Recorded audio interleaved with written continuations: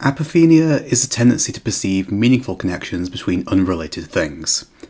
Apophenia has also come to describe a human propensity to unreasonably seek definite patterns in random information. Hi.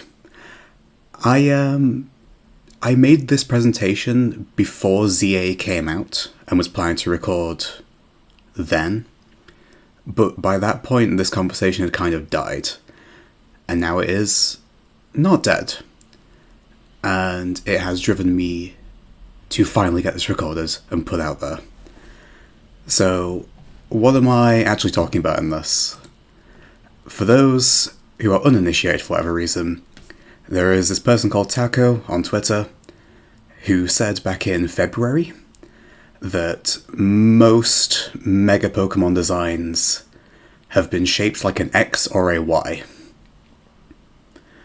And if you can't tell, I disagree with this, and I think that Taco is a victim of apophenia in this case. He is perceiving something that is not there and is drawing connections that don't exist. He made a video just before ZA came out, a couple of weeks before, I think, where he went over every single Mega and went over why they are X or Y shaped to prove his point. And I commented, as you can see in the bottom right, that if I get an arbitrary number of likes, I'll make a response video. And I got 5 likes, and this is the response video. I think that's all I wanted to say here. I didn't make any notes for this, so I'm just trying to remember what each slide was meant to say as we go along. So you'll have to bear with me on that. But I figured that it would be unproductive of me to just go through every single point he makes in that video and tear it down. It'll make this video way too long, so instead I've opted to try and attack the methodology that Taco has employed in his videos to try and just sort of sweep the leg, as it were, and render the whole thing meaningless. And before I get into all that, I want to just say that I realize that there's not a nice way to claim that someone is a victim of delusion, which is what apophenia is. But I want this to not be harassment or anything. I just want this to be as close to constructive as I can make it. So, Taco, if you watch this, please try not to take this the wrong way. I'm not trying to be mean-spirited here. This is just genuinely what I think, and I want to try and prove that to you in this, hopefully. So, to prove that, I want to go over some tests that are generally good signs that a claim is apophenia. I've dealt with this a lot in other communities. There's lore-focused communities that start making wild connections that you can generally undercut if you apply a certain few tests, and we'll run through this test one by one now. Test number 1. Signposting.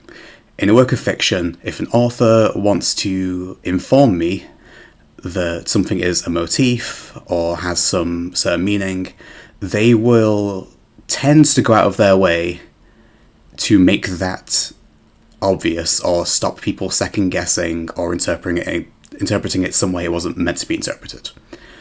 On the left we have X-Men as an example. You can see that they all have a black X on a red background. That's the X-Men logo. If they have that, they're an X-Man. Simple enough. And then below that we have Crossbones. Crossbones has an X on his chest, so he's an X-Man, right? No, not that simple. Because it doesn't have the same colouring, the same house style. It's safe to say he's not an X-Man just because he has an X. And that's kind of relevant here, because just because something looks like an X doesn't mean it's part of some larger thing. It can't. Sometimes an X shape is just an X shape, especially when it's such a simple shape that can be accidentally created. Another example of signposting is Victini. Victini has a big V on its head, and that V is coloured red to make it clear that it is something special, something to be paid attention to. And that's something that signposting does. It draws the eye and outlines the facts that this is something that is important, that you should pay attention to, read more into, stuff like that. And we actually see that in the new Mega Dimension evolutions for Raichu. The parts that like constitute the X and the Y, they light up. That's like the best signposting you can have, like something lighting up that way. And these are the kind of the only megas that do that. So just because these are definitely like X or Y shapes, don't get me wrong. Not gonna contest that one. But it's a very different case compared to the others. And also we have Xerneas and Yveltal, who are definitely X and Y shaped because the constituent parts of the X and Y light up. People say that Xerneas isn't a great X, and I kind of agree with that, but because the legs light up and the horns light up, that forms the X for you. Like, it's signposted, it's there. They made a conscious attempt to say, hey, this is an X, don't, like, misconstrue this. So that's test number 1. Test number 2, we have consistency. So we're in a lot of, like, conspiratorial thinking, thing like QAnon, stuff like that, there will be, like, 1 or 2 pieces of evidence that make you think, that's interesting that things shook out that way. If you look at the image on the right, you'll see that we've got all these pyramids that all have these triple doors that all look suspiciously similar. It's like, that's interesting. Maybe there's more to that. I should look into it. But then when you look into it, there's not actually that much there.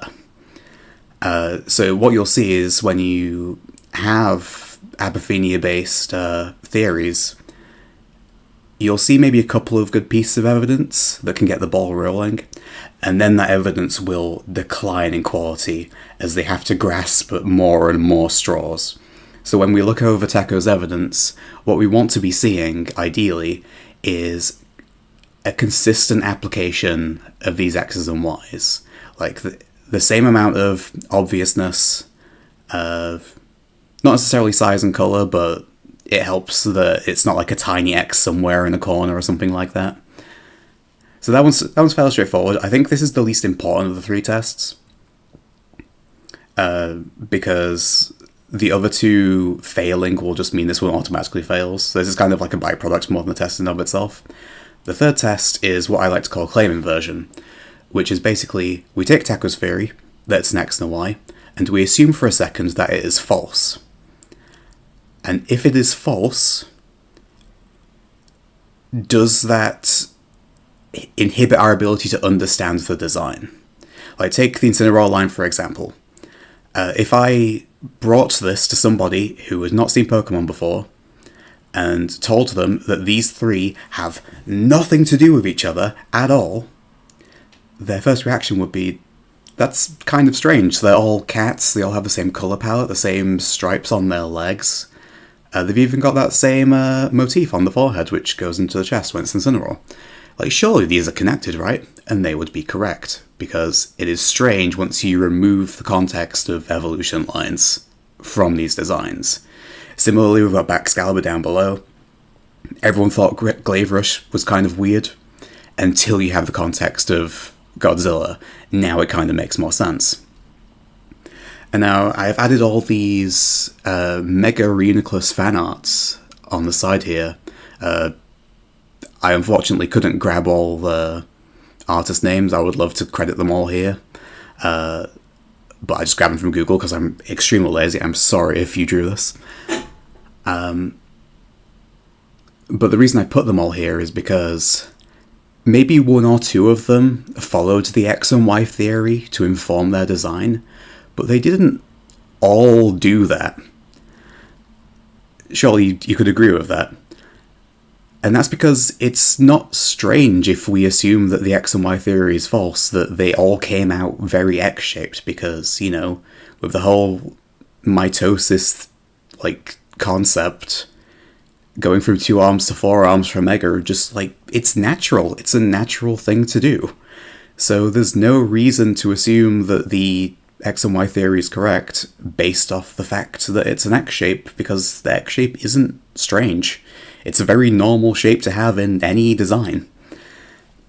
But those are 3 tests. Hopefully those all make sense, and if they don't, hopefully they'll make more sense when we start applying them to the cases that we have from Taco's video. Before we start, there's just a couple of points of housekeeping. The first one is authorial intent. When I've had cases like this in the past of people making these kinds of theories, when you criticize them, a point that they might fall back onto is that, oh, I'm just saying that, they look like X and Y's. I'm not commenting on whether they were intended to be that. I'm just saying they're all X and Y's. This quote from Taco here keeps mentioning authorial intent, that we're talking about the intention of the artists, intentional motifs, things like that. I think there is an implied part of his theory saying that the authors intended them to look like X's and Y's. And I think that's kind of hard to disprove based on what he's saying. Like, he's making that argument pretty openly. So that's not a point that he could fall back to. Not that I think you would, Taco, but I just want to have my bases covered on that front.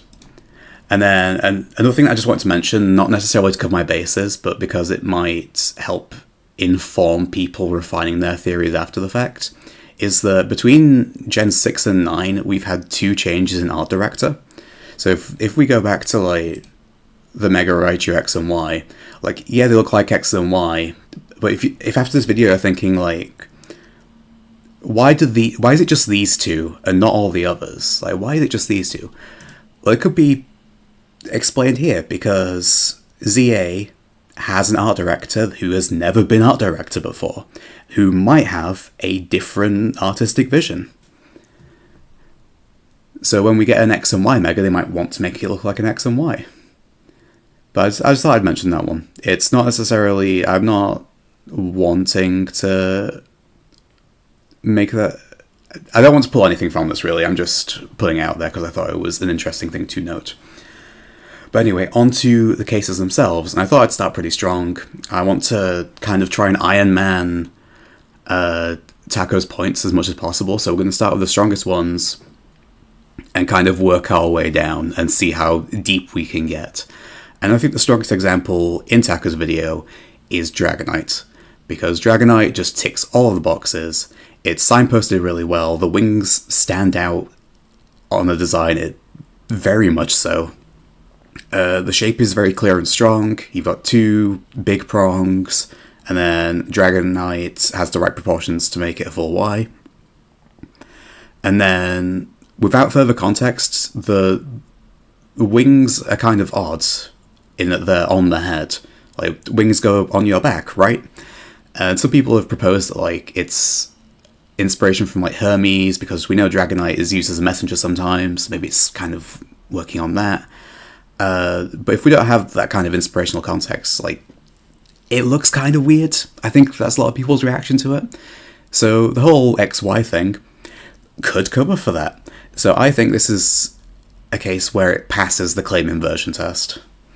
Because if we assume that the Y is false, we have contextual questions that need answering one way or another. So I think that's definitely the best one. Then we'll move on to what I think is the second best one, which is Metagross. Because I don't think you get a clearer X than that. Oh, by the way, in case it's not obvious, I have drawn in red lines on every slide where Taco says the X or Y is.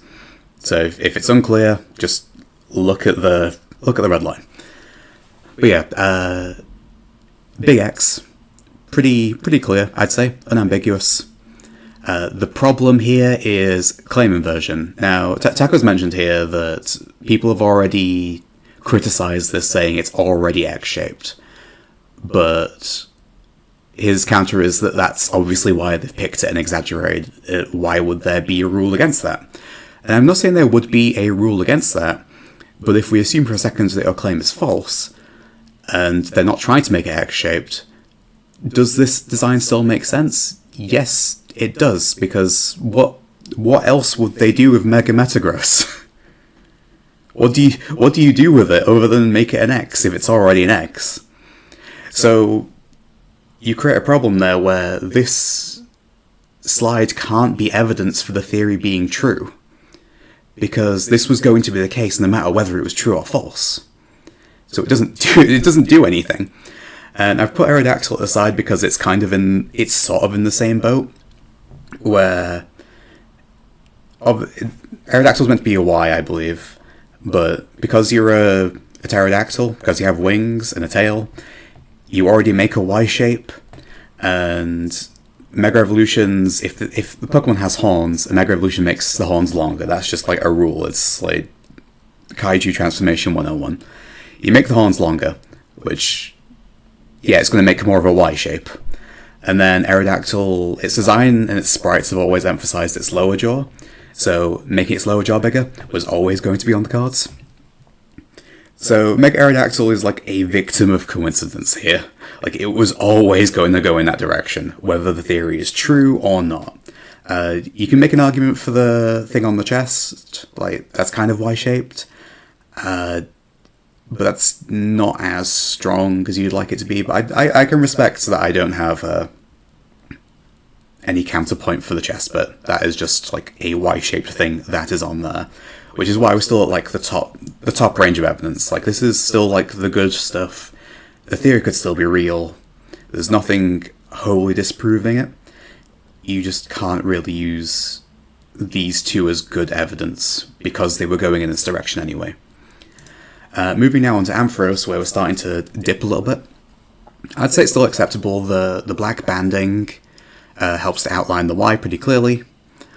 The problem is that the signposting isn't terrific. Like, the hair growing kind of draws the eye away from the Y. In an ideal world, I would have expected the devs to, like, wrap the white hair around the horns to create the Y. That would have made it more convincing to me. And as we talked about with the Aerodactyl, like, horns just kind of grow when you Mega Evolve. That's just a thing that happens. And also, with the white mane, we need a way to make the silhouette for Ampharos clear. Because ideally, good character designs, you want to be able to recognize them even if you take away all the colour and just have it as a black silhouette. So making the horns longer helps those horns stand up behind the hair, even if all that colour is removed. And also I've added on the right just more proof that, hey, when you Mega Evolve, horns grow. They just do that.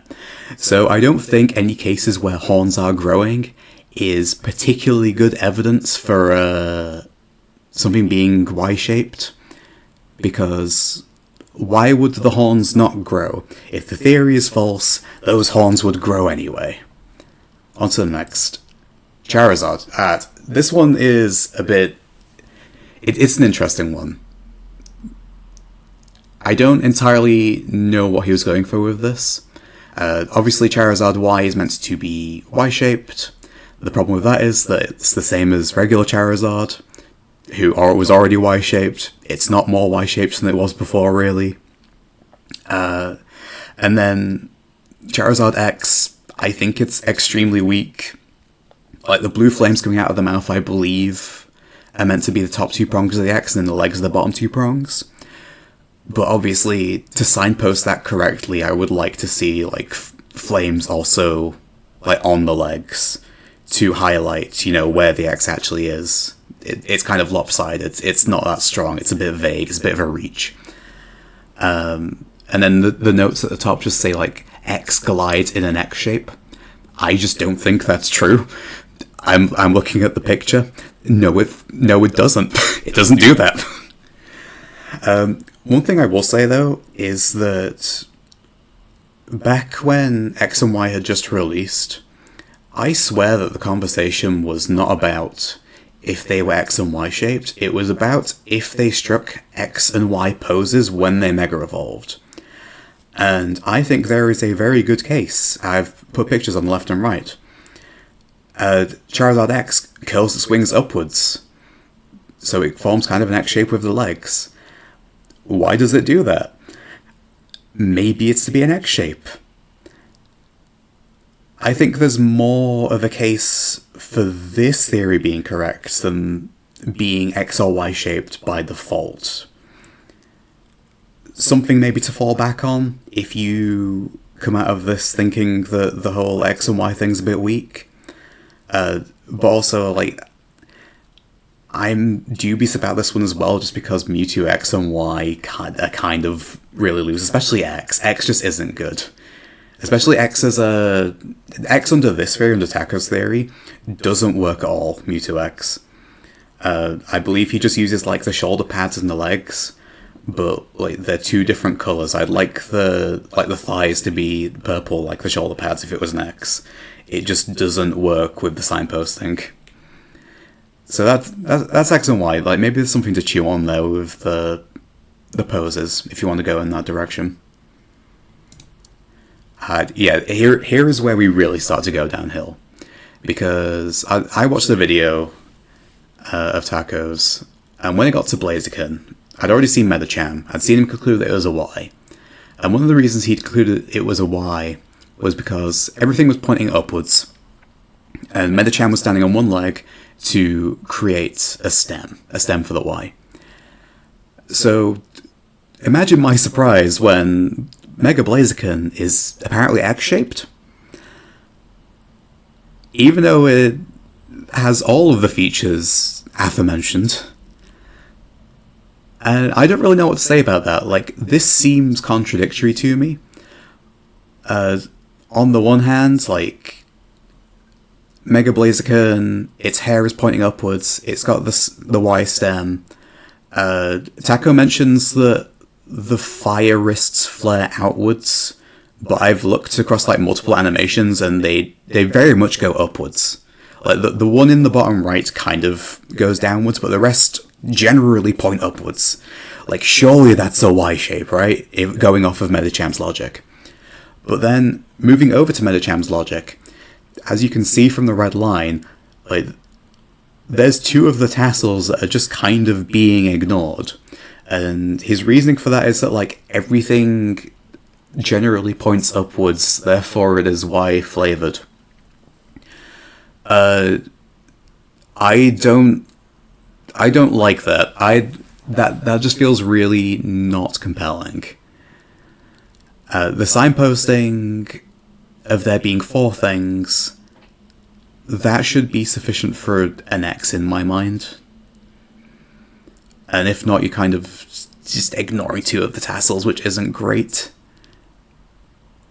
And also, I believe Taco mentions that the flares on Blaziken's wrists also form an X. I believe he said that.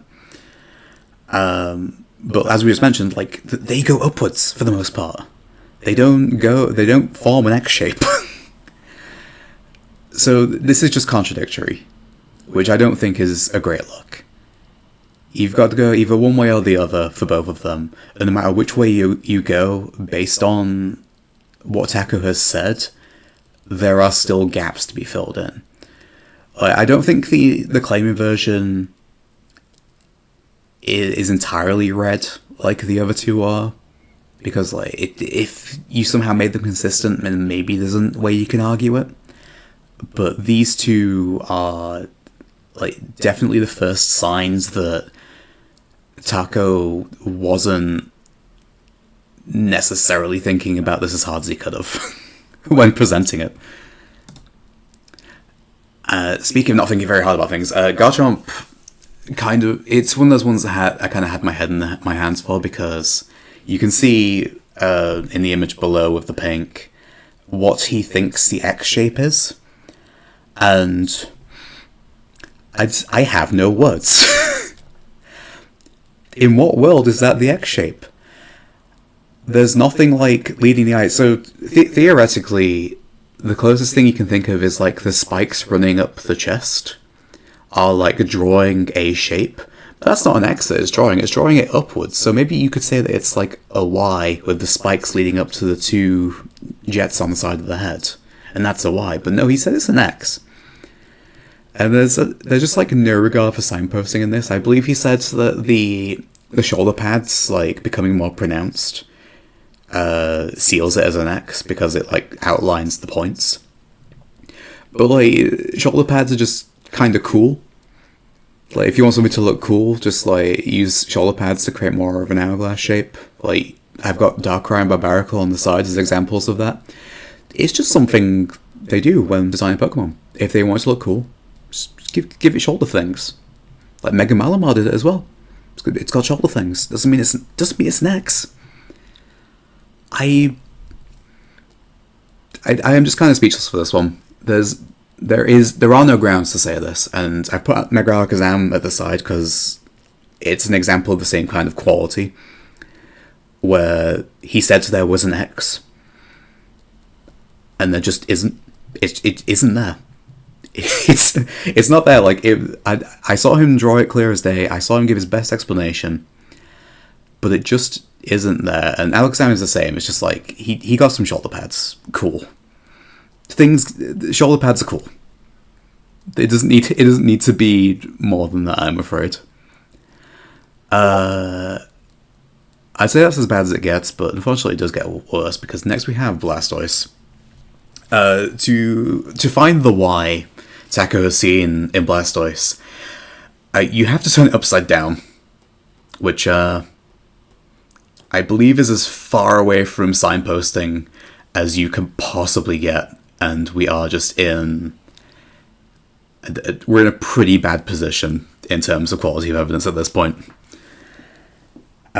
If you have to turn something upside down to find what you're looking for, you might be trying to make the evidence fit a conclusion a bit too hard. I would equate this to like 1980s suburban mothers playing rock songs backwards to find like hidden satanic messages. That's what this is. That's what's going on right now. I put the inversion as orange instead of red, just because like why did I do that? It's been like a month since I wrote this. Like that maybe should be red. I think it was something to do with the fact that the arm cannons are kind of weird. Like it could have just been one big cannon. The arm cannons are just like not that great. But I don't know. 3 cannons are more than 2. That was probably what the board meeting sounded like. They probably like, here is Blastoise with 1 big cannon. And the producer said, no, give him 3 because that is more than 2. That would be my guess as to why Blastoise looks the way he does. Sometimes it's just that stupid. On to the next one. Here we have Heracross and Pinsir. I put these two together. Well, first I should cover Heracross, because this is just another, you have to turn him upside down to be a Y. We'll cover that. It's really bad. It's not a great look for the theory. You shouldn't have to turn things upside down to get a motif. I'm sorry. Yeah, I want to cover version exclusives, because Pinsir and Heracross are version exclusives to X and Y. And in X, the story goes, correct me in the comments if I'm wrong about this, but I believe AZ fired the weapon with Xerneas' power in X, and Yveltal's power in Y. And Taco made sure to mention in his video that his theory has lore implications, because he thinks that any X-shaped megas come from Xerneas' power, and Y-shaped megas come from Yveltal's power. However, Pinsir and Heracross are both Y-shaped, in opposite games. And in X, like, the Y ultimate weapon theoretically never fired, so any exclusives in that game should be, like, X-shaped, right? But he's not. Look at him. He's an upside-down Y, allegedly. And that's not the end of it. Because if we look at all the other megas in Pokemon X that are version exclusive, Houndoom and Aggron, according to Taco, these are Y megas. So what's going on with that? In fact, all the version exclusive ones are Y megas. Except for one in Pokemon Y, Mega Tyranitar, who is apparently an X shape. So, if we take a step back and look at this theory as kind of appreciating Pokemon's attention to detail, what happened here with that attention to detail? Why is it not coordinated correctly? Could they not have just picked any, like, X-shaped megas to be in X, and Y-shaped megas to be in Y? How did they mess this up? I don't understand. It's not looking great. That's all I'll say. And I think now we're moving into the last couple of cases, and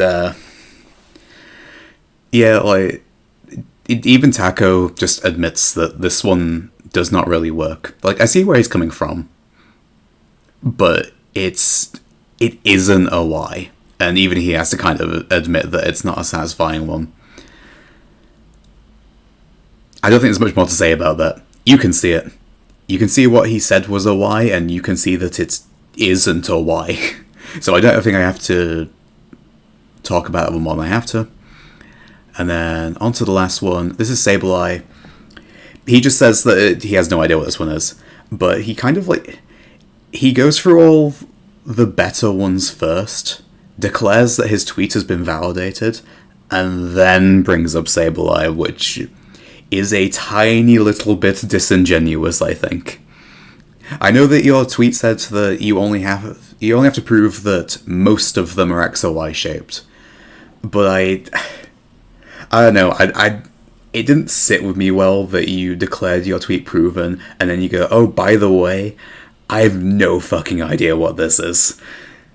And to his credit, like, Hoodlum Callum came out pretty recently and pointed out that behind that gem, Sableye does in fact have an X shape on his chest.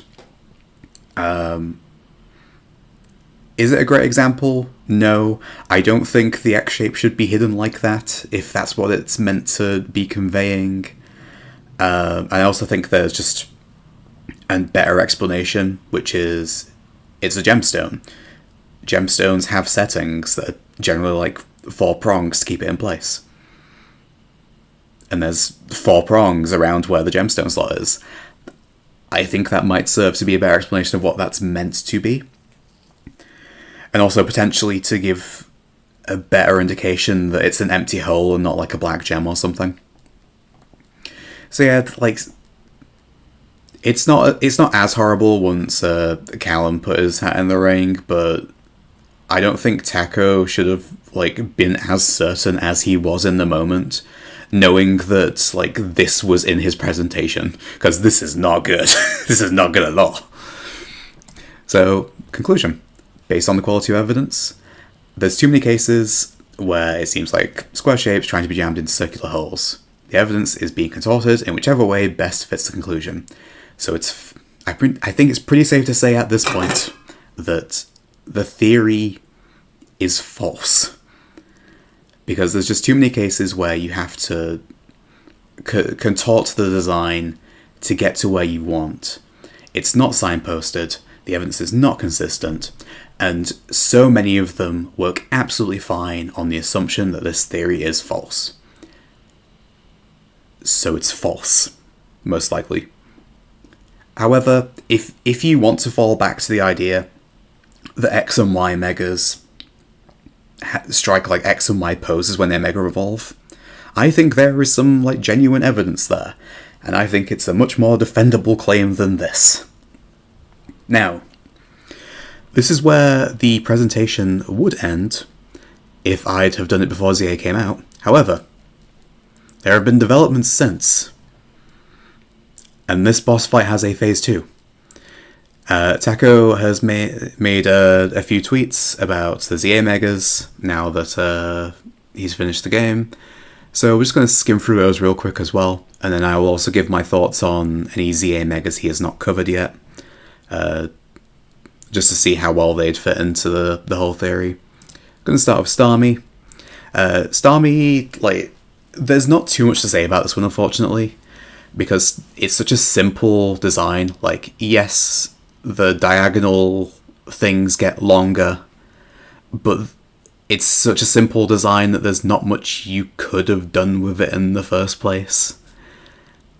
So I guess that's something that they had to change something.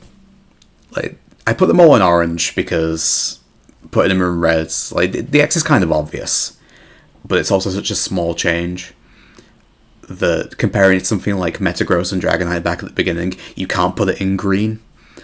So like orange is fine. Like it's kind of defendable. It's not horrible, but Starmie is just like generally a bad example because of how simplistic it is. Moving on to Baxcalibur. Allegedly, it's more like facing it front on is an X. Baxcalibur was already like that. The X was already there. We've been over that with Metagross already. That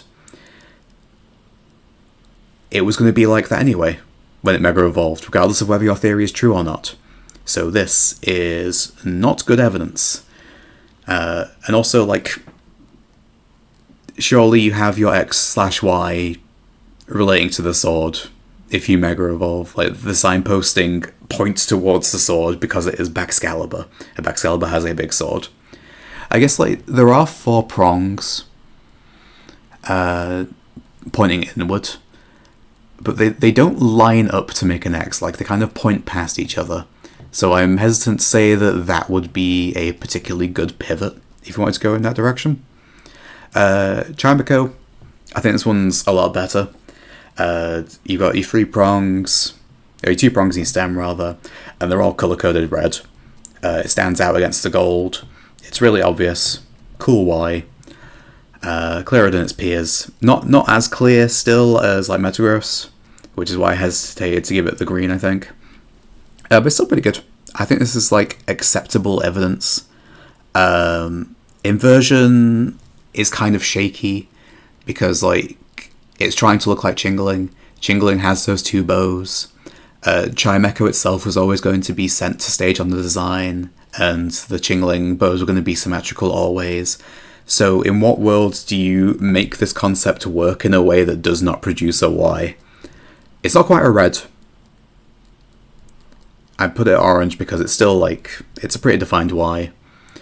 But at the same time, I can't bring myself to make that green because I can see that just naturally happening. Emboar is another one.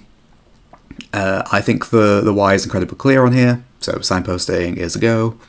Consistency, we're getting back to like a consistency in quality of evidence. I think this is the same quality as Chimecho, very cool. But I think the claim inversion does deserve a red here, just because a lot of the shapes that we're claiming to be Y are already present on regular Emboar, and we're just expanding on that. And also, if you want to use the staff as a Y, I don't think you can, because I forget the general's name. I really should have prepped some notes for this. But the guy that Emboar is based off of just carries a staff that is shaped like that. Like the blade at the end juts out into a Y like that, so you can't claim that that bit's the Y, I don't think, because it was going to be like that regardless. And then the final tweet I wanted to cover was Zygarde, where it's greens across the board. It lights up, that's a Z shape. It's consistent because, you know, Core Enforcer makes a really obvious Z shape. So the standard of evidence for Zygarde making Z shapes carries through, even its body's a Z shape. And claim inversion, it's like, what else could it be? If you told me that that's not meant to be a Z, I would look at you really weird and say, what do you mean? There's no way you accidentally do this asymmetrical design. That's a Z.